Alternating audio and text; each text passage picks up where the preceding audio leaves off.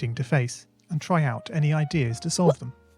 You may not be able to time travel, but at least this way you can get a good idea of how well your project is likely to go, and potentially save yourself a lot of time. This project began life a couple of months ago as 3 simple scripts: the player, hammer, and level. I spent no time on the art, just using Scratchcat and a few rectangles drawn in the sprite editor. The scripts for the player quickly mocked up in a similar fashion to those I teach on my YouTube channel. With the hammer I had to improvise because I'd never done anything quite like that before, and boy did I prod and poke at those scripts. What I had imagined and the results I was achieving were hard to reconcile. The hammer and the player sprites would get stuck in the walls and ground, shake and jiggle and clip up to the top of the screen.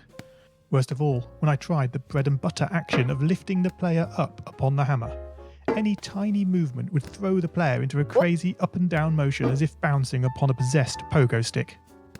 Things don't always turn out as you want them to, and sometimes it's good to take a break. So, for the time being, I shelved the project, letting it slowly slip down the list of unshared projects, joining the countless multitude of unfinished, unseen projects that haunt the vast storage archives of MIT. Have you, as you've been playing this game, stopped to wonder how you can balance on a hammer that is held out to one side? It feels quite natural in game, but try it in the real world, and you'll not get your feet off the ground. No, this game is bending the rules of physics. Although I was not actively working on